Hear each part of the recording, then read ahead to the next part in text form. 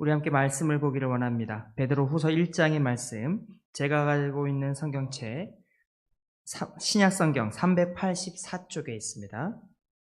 신약성경 384쪽 베드로후서 1장 4절로 11절까지의 말씀입니다.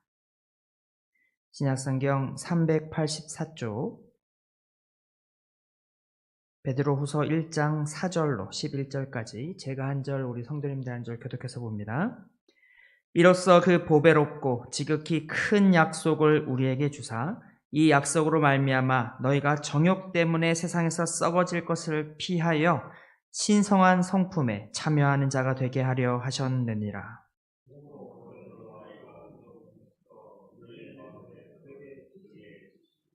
지식의 절제를, 절제의 인내를, 인내의 경건을,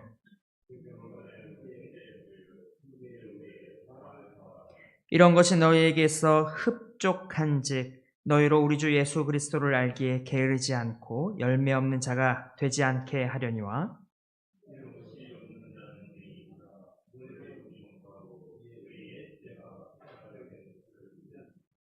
그러므로 형제들아 더욱 힘써 너희 부르심과 택하심을 굳게 하라. 너희가 이것을 행한즉 언제든지 실족하지 아니하리라. 이같이 하면 우리 주 곧 구주 예수 그리스도의 영원한 나라에 들어감을 넉넉히 너희에게 주시리라. 아멘. 제가 예전 좋아하는 이제 한 가지 예화 이야기가 있습니다. 많이 워낙 유명한 이야기라 많이들 들어보셨을 줄로 압니다. 어떤 사람이 얼굴이 참 흉악하게 생겼습니다. 너무 흉악하게 생겨서 마치 그냥 딱 누가 봐도 이 사람은 위험하다. 웃던 아이도 이 사람의 얼굴을 보면 무서워서 울게 되는, 정말 이렇게 누가 하나 이렇게 맘 편히 옆에 다가가기 힘들 정도로 그런 얼굴을 가진 것입니다. 그래서 이 사람은 항상 웃는 얼굴에 가면을 쓰고 다녔습니다. 항상 웃는, 그러니까 또 버전이 좀 여러 가지가, 이 이야기도 나중에 또 더 이야기를 첨가한 어떤 버전이 있는데, 어쨌든 이 사람이 나중에 사람들이 이 사람의 얼굴을, 가면을 벗기게 되었습니다. 이 사람의 얼굴을 바뀌었던 이 가면을 숨겨놨던 너의 정체를, 이 사람의 정체를 내가 밝히겠어 해서 그 사람의 가면을 벗겼는데, 이 사람의 얼굴이 그 가면 속 얼굴처럼 웃는, 너무나도 인자하고 너무나도 온화한 그런 얼굴이 그 안에서 나타나더라라고 하는 것입니다. 실은 이 이야기를 하면서 과연 이 사람이 얼굴이 닮은 것이 그 가면 그 자체였을까 하는 것입니다. 실은 이 사람이 닮아간 것은 그 사람이 그렇게 살아온 그 사람의 삶의 모습이 아니었을까요? 남들에게 편안히 다가갈 수 있고 사람을 편안하게 해주고 항상 인자한 그 성품을 이 사람이 가면을 쓰고 있는 동안 내 그 인자하고 온화한 삶을 살아간 것이 결국 그 사람의 인상마저도 그 사람의 그 가면이라기보다는 그 사람이 살고자 했던, 그 사람이 정말 닮아가고자 했던 그 온화한 인품, 그것을 닮아간 것이 아닐까라고 생각을 합니다.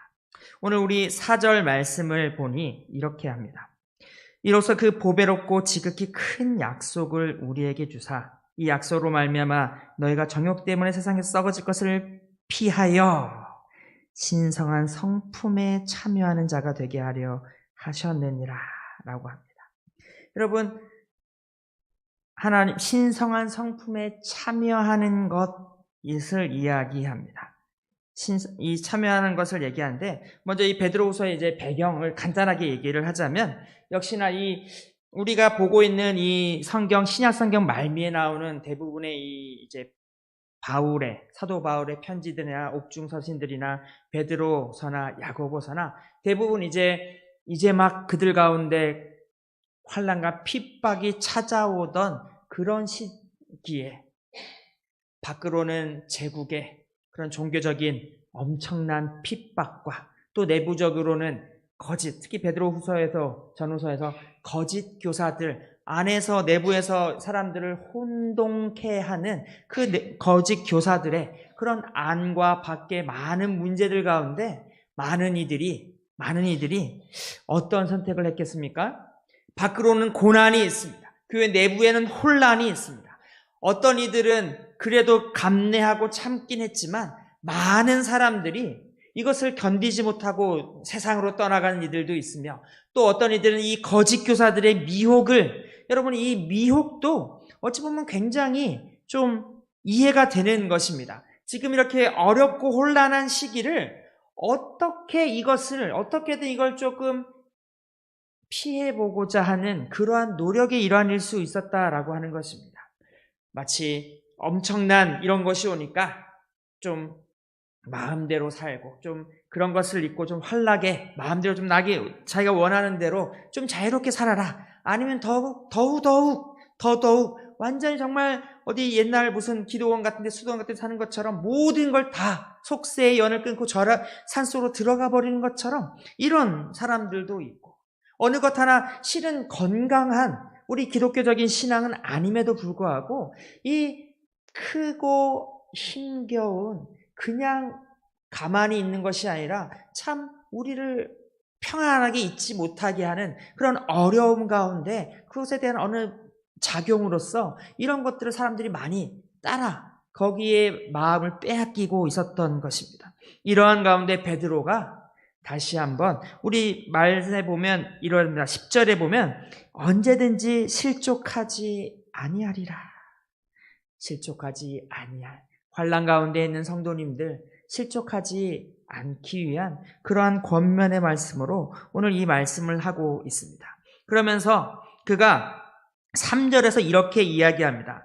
그의 신기한 능력으로, 그 하나님의 우리와 다른 그 하나님의 그 정말 초월적인 능력으로서 생명과 경건에 속한 모든 것을 우리에게 주셨노라라고 합니다. 이것이 무엇입니까? 여러분,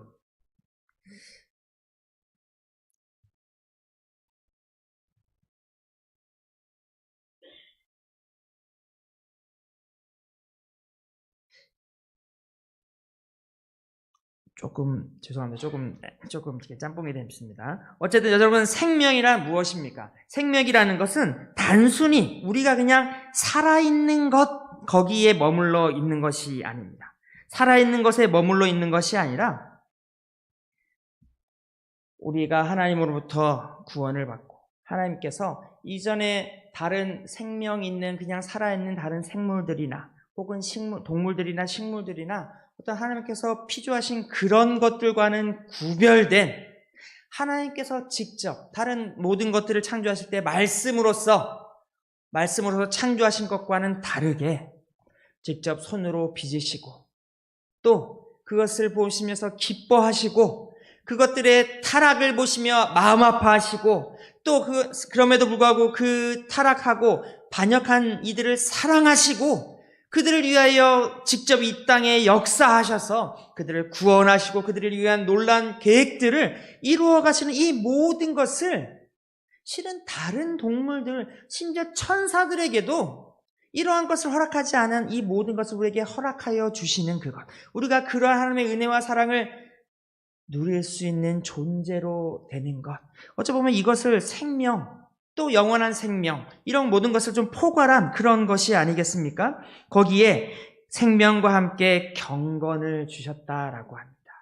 여러분, 경건, 우리가 아는 경건은 무엇입니까? 그냥 말뜻 그대로 하면 하나님의 말씀을 잘 따르는 것. 우리가 흔히 경건하다 이러면 좀 이렇게 너무 막 세상에 이런 거에 휘둘리지 아니하고 항상 하나님을 잠잠히 믿고 바라며 정말 조용히 이렇게 기도하고 좀 이런 모습들을 하나님의 말씀대로 살아가는 이런 것을 원래 경건이라고 할 수 있지만, 이번 영어로 경건이라는 이 단어를 무엇이라고 번역하냐면 godliness라고 번역을 합니다. 하나님을 닮아가는 것. 여러분, 경건이라고 하는 것은 하나님을 닮아가는 것입니다. 내 하나님의 뜻을 따라 사는 것, 또 내 삶이 하나님의 말씀과 또 그 속에 드러난 하나님의 성품을 닮아가는 것, 그 결이 일치하는 것, 여러분 그것이 바로 경건이라는 것입니다. 여러분 우리에게 이 하나님을 닮아가고자 하는 열망이 있습니까? 여러분 요즘 우리의 이 현대 교회의 문제를 한번 고민해 봅니다. 요즘 우리 이 교회에 아이들이 없음을 고민합니다. 우리 어제도 우리 이제 노회 회의가 있어서 목사님들이 많이 이제 모여서 회의도 하고 우리 점심도 같이 모여서 이런저런 얘기를 하는데, 우리 또 한 목사님께서 미래 세대를 위한 이렇게 그냥 있으면 안 됩니다. 미래 세대를 위해서 우리 목사님들과 장로님들 좀 이렇게 정말 미래 세대를 위한 대비할 수 있는 그런 좀 이렇게 좀 조직을 한번 꾸려보자, 이런 얘기를 하면서 또 점심시간에 이제 장로님들과 몇 분과 얘기하면서 주일학교에 대한 얘기, 이런 미래 세대에 대한 걱정을 이야기하면서 어찌 보면 그때 이 사도 베드로가 지금 이 편지 흔들리지 말고 실족하지 말고 서십시오라고 하는 이 편지를 보내는 그때 그 교회의 모습이나, 물론 지금 우리 가운데 그러한 모습은 없지만, 그러한 어려움은 없음에도 불구하고 여전히 우리 교회에도 심각한 위기 가운데 있음을 우리도 많이들 이야기하는 것을 보게 되지 않습니까? 여러분 교회에 지금 보이지 않는 우리 아이들이 어디에 있겠습니까? 교회에 보이지 않는 우리 청년들이 어디에 있겠습니까? 요즘 또 경기도에 있는 이제 목사님들 이제 통화를 해서 들으면 코로나 이후로 교회에서 젊은 세대, 한창 교사와 많은 봉사들을 하는 그 젊은 부모의 세대들이 교회에서 실종된 것처럼 사라져버렸다라고 하는 그런 말을 하는 것을 듣게 되었습니다. 여러분, 이들이 어디에 있겠습니까? 이들이 어디에 있겠습니까? 여러분, 교회를 벗어나는 순간, 여러분 세상인 것입니다. 교회를 벗어나는 순간, 여러분 교회에 있지 않다라고 하는 것은 세상에 있는 것입니다. 우리 아이들의 마음에, 우리 젊은이들의 마음에, 또 혹은 또 지금은 교회에 나와 있지만 우리들 마음 안에도 세상을 즐기고 세상을 바라고 세상적인 것들을 누리고자 하는 그런 마음이 우리도 없겠습니까? 여러분, 그런데 경건이라 하나님을 닮아간다라고 하는 것은, 하나님의 성품에 참여한다라고 하는 것은 실은 그런 것들로부터 멀어지는 것 아니겠습니까? 여러분에게 하나님의 성품을 닮아가고자 하는 열망이 있는 줄로 믿습니다. 여러분, 그렇다면 우리가 어떻게 하면 이 하나님의 성품에 참여하는 것, 어떻게 하나님을 닮아갈 수가 있습니까? 베드로의 말입니다. 5절, 그러므로 너희가 더욱 힘써 너희 믿음의 덕의 지식의 절제를, 절제의 인내의 경건의 형제의 우애에 사랑을 더하라라고 이야기합니다. 지금 여기에 나오는 이 하나님의 성품으로서 신성한 성품으로 소개하는 8가지는 서로 마치 꼬리에 꼬리를 물고 있는 것처럼 긴밀하게 연결되어 있는 것으로 묘사가 되고 있습니다. 맞습니다. 어느 것 하나만 강조할 수는 없는 것입니다. 서로 밀접하게 연관되어 있는데 이것들을 간단하게 살펴보기를 원합니다. 5절에 따르면 우리가 하나님을 닮아가는 첫 단계는 믿음에서 시작합니다. 믿음, 신실함, 혹은 또 의심하지 않은 신실하신 하나님과 생명의 복음을, 우리에게 이 복음을 주신 것을 믿는 것, 하나님께서 우리에게 아까 말씀하지 않았습니까?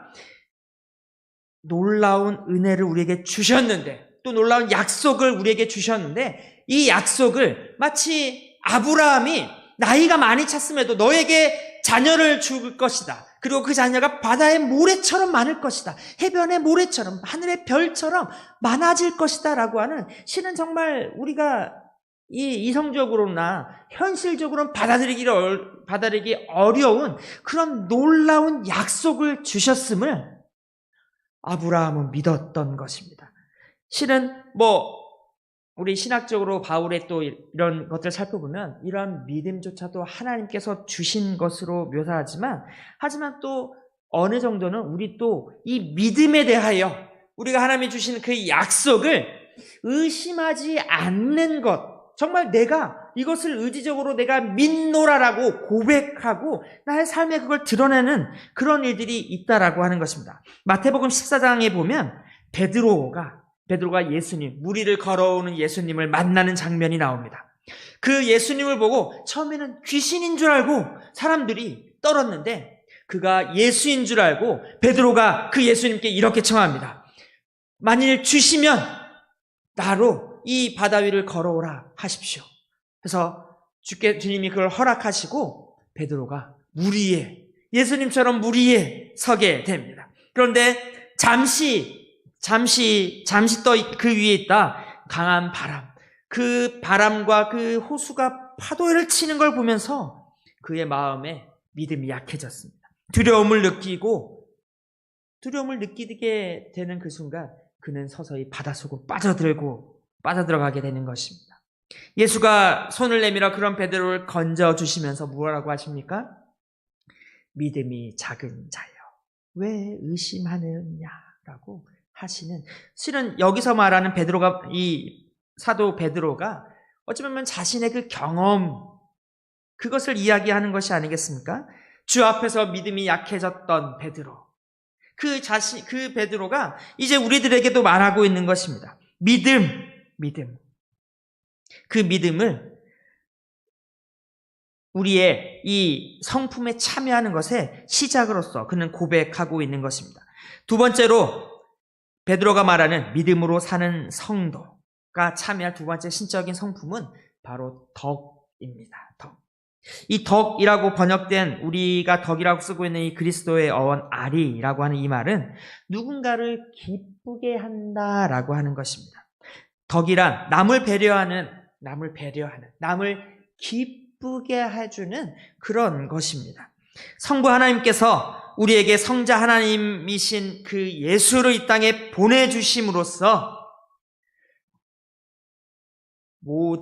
당시의 모든 그리스도의 모든 이제 하나님의 백성된 이들이 고대하던 메시아, 그들을 구원할 메시아, 그들을 건져낼 메시아, 그들에게 하나님의 능력을 보여줄, 하나님의 승리를 보여줄 이스라엘 백성들에게 다시 한번 소망으로서 그들을 기쁘게 하여줄 가장 놀라운 덕을 우리에게 보여주신 것이 하나님이신 것입니다. 그래서 베드로 전서 2장 9절에서도 이렇게 합니다. 그러나 너희는 택하신 족속이요 왕같은 제사장들이요 거룩한 나라요 그의 소유가 된 백성이니 이는 너희를 어두운 데서 불러내어 그의 기이한 빛에 들어가게 하시니 아름다운 덕, 그 하나님, 이것이 바로 하나님의 성품이다라고 하는 것입니다. 그 아름다운 덕을 선포하게 하려 하심이라 베드로전서 2장 9절에서 이렇게 말을 하는 것입니다. 그러므로 우리에게 믿음을 주시고 우리가 또 믿음 가운데 서 있으면서 우리도 하나님의 이 놀라운 성품, 신성한 성품인 덕을 우리도 덕스러운 자들로 남을 기쁘게 하고 남을 배려할 줄 아는 그런 성품에 우리도 참여하게 되는 것입니다. 세 번째는 지식입니다. 그렇습니다. 우리도 지식을 갖추어야 합니다. 그저 믿습니다. 그냥 하나님 말씀이면 그저 믿습니다 라고 하는, 어찌 보면 제가 이런 거에 대해서 이렇게 평가하는 것은 아니지만 그저 약간은 맹목적인, 많은 걸 생각해보지 않은 그런 것을 좀 경계하면서 우리는 지식을 갖추어야 하는 것입니다. 어떤 지식을 갖추어야 됩니까? 하나님의 말씀에 대한, 하나님의 어떤 말씀을, 하나님의 어떤 약속을, 하나님이 어떠한 은혜를 주셨는지를 우리는 배워가야 됩니다. 성경을 읽어야 합니다. 또 성경을 묵상해야 합니다. 날마다 예배에 힘써 나아가 하나님의 말씀을 우리가 들으며 그것이 참인가? 그것을 고민해보고 묵상해보며 그런 지식들, 경험적인 지식도 또 우리가 신앙생활을 하면서 하나하나 우리의 삶으로 겪어보는 이러한 경험들, 이러한 지식들이 우리에게 있어야 한다라고 하는 것입니다.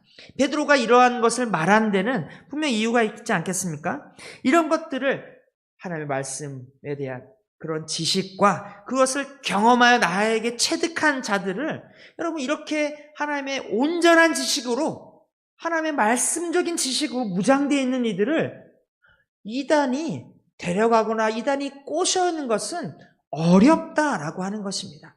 말씀으로 잘 무장된 사람들은 아무리 이단들이 이것을 꼬아서 그들을 미혹한다 하더라도 이것이 분명 우리가 배워왔던, 우리가 경험해왔던, 우리가 아는 하나님에서 다르다라는 것을 안다라고 하는 것입니다. 분별력이 쌓인다라고 하는 것입니다. 베드로후서 2장 12절에 수신자를 미혹하던 이 거짓 선생들을 이렇게 표현하고 있습니다. 이성 없는 짐승이라고 베드로전서 2장에 이렇게 이야기합니다. 그들이 하나님의 진리로부터 멀어진 것은 실은 지식이 없는 이성 없는 짐승 같은 모습이다라고 베드로가 이야기합니다. 너희들은 그런 자들과는 달라야 한다라고 이야기하는 것입니다. 지식이, 말씀이 우리는 분명히 있어야 합니다. 그러한 지식이 있는 자들, 그러한 경험이 있는 자들, 미혹을 이겨내는 이런 또 지식적인 것, 하나님의 성품. 이 지식도 물론 하나님으로부터 나온 하나님의 지혜로부터 나온 것. 이것을 우리가 힘써야 할 것입니다. 네 번째, 절제입니다. 신적인 성품의 네 번째는 절제입니다. 우리가 하나님의 뜻을 아는 지식을 가지고 우리가 믿음이 있고 또 하나님의 뜻을 아는 지식을 갖추고 있으면 실은 자연스럽게 절제할 수 있을 것입니다. 그러나 아무리 그렇게 얘기한다 하더라도 절제가 쉬운 것이 아닙니다. 우리의 아이들만 절제가 어렵습니까? 어른들은 또 아이들과는 다른 수준의 그저 놀고 싶어하고 먹고 싶어하고 이런 것들을 절제하는 것 이상의 또 어른들은 어른의 수준에 맞는 그런 유혹이 있다는 것입니다. 그런 미혹이 있다라고 하는 것입니다. 아버지 하나님께서 주와 구주이신 예수님 통해 우리에게 주신 모든 것을 알면 알수면 또 우리가 절제할 수 있으며 또 절제해야 되는 것입니다. 그런데 베드로후서 수신자들을 미혹하던 거짓 선생들은 계속 2장의 얘기를 하고 있지만 그들은 음심, 비방, 호색 이런 것들, 실은 세상의 좋은 것들을 절제하는데 실패한 사람들입니다. 그들은 하나님의 그 은혜와 약속에서 떨어지고 싶지는 않아 하면서도 실은 그러면 당연히 세상의 것들을, 그런 것들을 절제해야 되는데 절제하지 못하는 자들, 그러면서 교회 안에 있는 자들, 교회의 걸림과 또 교회의 많은 해악을 이들이 끼쳐왔던 것입니다. 다섯 번째는 인내입니다. 성도는 자신을 방종으로 빠뜨리려는 이단의 유혹에 맞서서 절제해야 되는데 그 절제를 위하여 필요한 것이 바로 인내인 것입니다.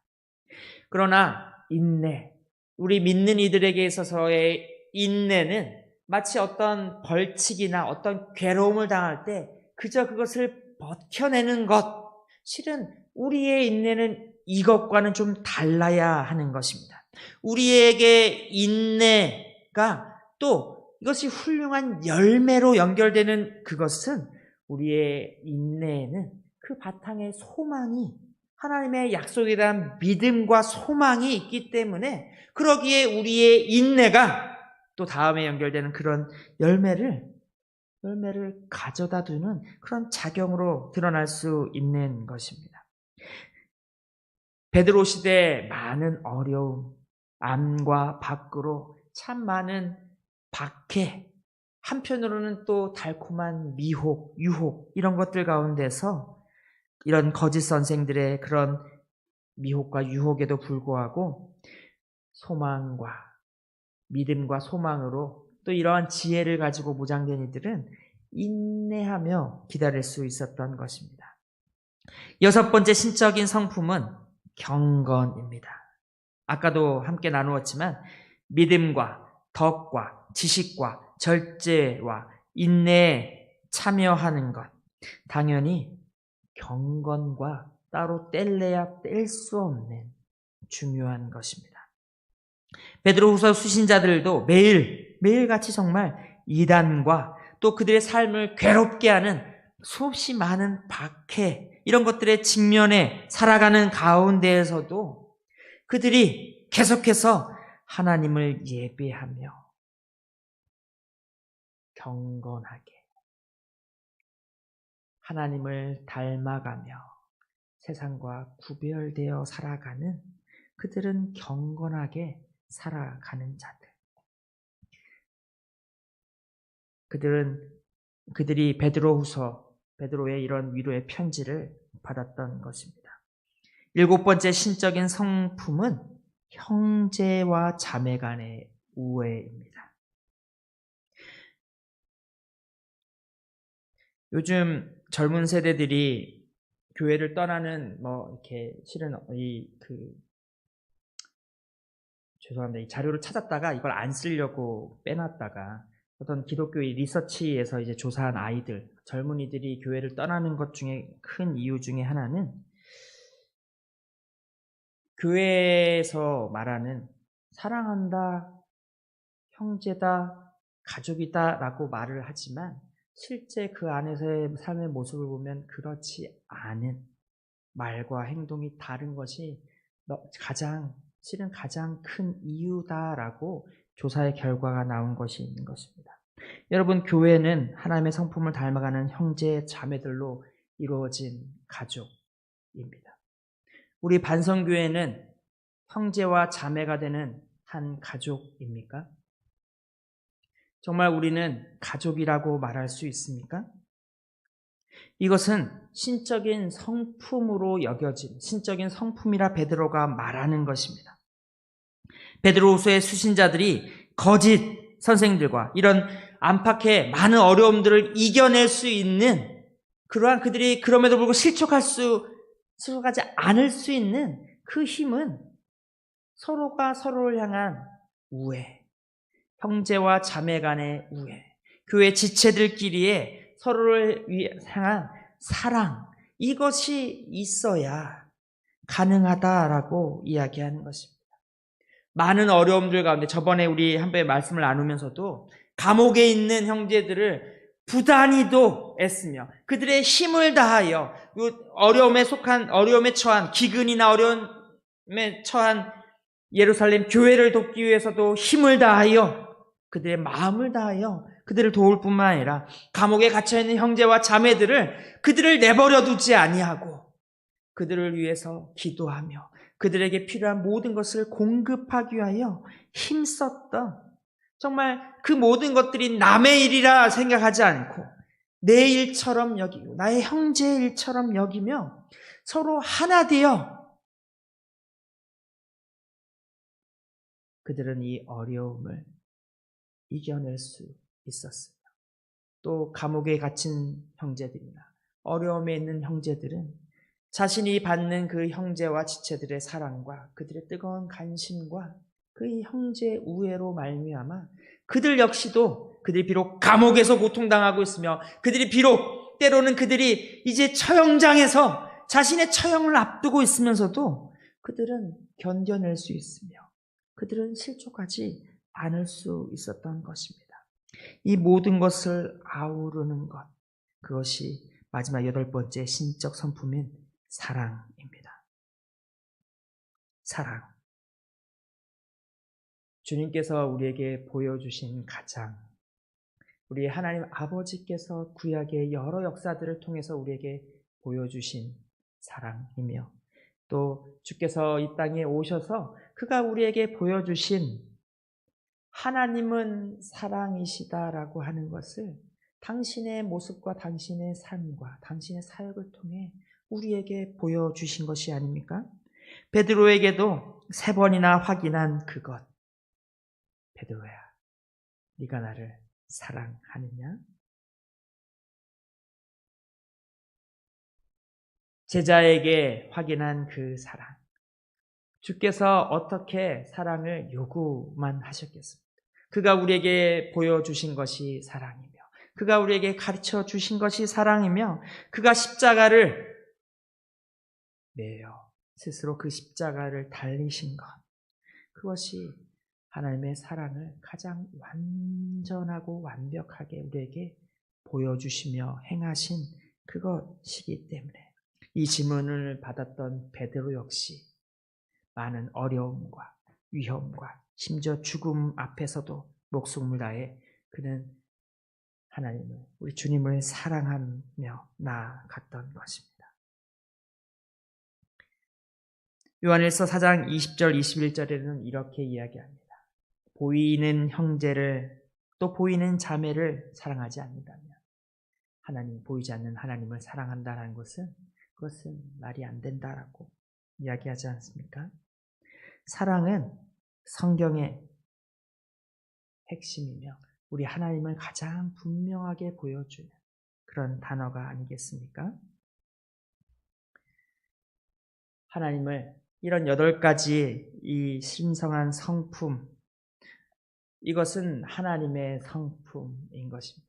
그리고 하나님께서 우리에게도 함께 닮아갈 수 있도록 허락하여 주신, 우리에게도 또 힘써 닮아가라 라고 베드로의 입을 통해서 우리에게 말씀하시는 그런 성품들입니다. 여러분, 우리가 하나님을 닮아가면, 이렇게 신성한 성품에 참여한다면, 우리가 하나님을 더 닮아간다면 우리에게 무슨 유익이 있습니까? 스스로 이 질문을 한번 해봤습니다. 무슨 유익이 있습니까? 우리 교회를 다니면 무슨 유익이 있습니까? 우리 말씀을 보면 무슨 유익이 있습니까? 우리가 교회를 위해, 우리가 영혼들을 위해 열심히 섬기는 것이 우리에게 무슨 유익이 있습니까? 참 최근 제 자신의 연약한 모습을 보면서 좀 자존감이 좀 많이 떨어졌습니다. 이렇게 좀 말씀을 준비하면서도 좀 어렵고, 요즘 따라 좀 은혜를 안 주셔서 너무 이렇게 설교 준비하는 것도 힘들고, 내가 참 이걸 감당할 수 있나, 여러 가지 좀 내 스스로에 대한 조금 이렇게 자존감이 많이 좀 떨어져 있는 이런 상황이었었는데, 제가 이 말씀을 준비하면서 또 이 질문을 스스로에게 하면서, 여러분, 그럼에도 불구하고 이렇게 좀 잘나지 못한 이 고준석이라고 하더라도 그럼에도 불구하고 저에게 좋은 것 하나가 보이는 것입니다. 여러분, 신의 성품에 참여하는 것은 어찌 보면 우리 신앙생활의 전부가 아니겠습니까? 우리가 믿는 이유가 무엇입니까? 주를 알고 주를 닮아가고, 베드로처럼 그 은혜와 사랑을 입었음을 분명히 알기에 우리도 기꺼이 주를 위하여 살아가는 것. 물론 제 자신이 참 하나님 앞에서 부끄러움도 많고 참 남들 보기에 내세울 만한 것이 없는 그런 참 부족한 힘이 많은 사람이다라고 생각이 들면서도, 그럼에도 불구하고 저에게 굳이 그걸 물어야 하나라는 생각, 나에게 믿음이 있으니, 나에게 은혜가 있으니 어찌 보면 그걸 굳이 물을 필요가 없네요. 그죠? 저의 신앙생활의 이유, 내가 왜 신앙생활을 했는지, 내가 왜 이 길에 발을 들여놨는지, 왜 수십 년을 지나면서도 여전히 이곳에서 스스로의 연약함 때문에 고민하면서도 그럼에도 불구하고 이 자리에 있는 이유는 무엇입니까? 주님을 알고 주님을 닮아가기 위함이 아닌가 합니다. 이 주님을 더 알아가고 우리 하나님을 더 알아감으로써 우리 구원의 확신 가운데 서게 되는 것입니다. 좀 더 저보다 수준이 높은 그런 이야기 같긴 합니다. 세상의 유혹으로부터도 자유하고, 세상의 유혹이나 어떤 이단의 유혹에도 흔들리지 아니하고 그저 당연스럽게, 그저 자연스럽게 나를 사랑하시고 나를 구원하여 주신 그 주님을 위하여, 또 은혜 주신 하나님을 위하여 하나님과 함께 살아가게 되는 것. 여러분, 이런 이들을 성경은 또 이렇게 표현합니다. 세상이 감당할 수 없는 자. 베드로의 권면 가운데 이렇게 말할 수 있겠습니다. 실족하지 아니할 자들. 너희들이 실족하지 아니하리라. 8절입니다. 이런 것이 너희에게 있어서 흡족한즉 너희로 우리 주 예수 그리스도를 알기에 게으르지 않고 열매 없는 자가 되지 않게 하거니와. 이런 8가지 이런 신적인 성품을 흡족하게 갖춘 그리스도인들은 이런 성품들을 닮아가며 어느새 이 성품들을 살아내고 있게 되는 것입니다. 여러분에게도 이런 신성한 성품에 참여하기를 바라는 그 소망이 있습니까?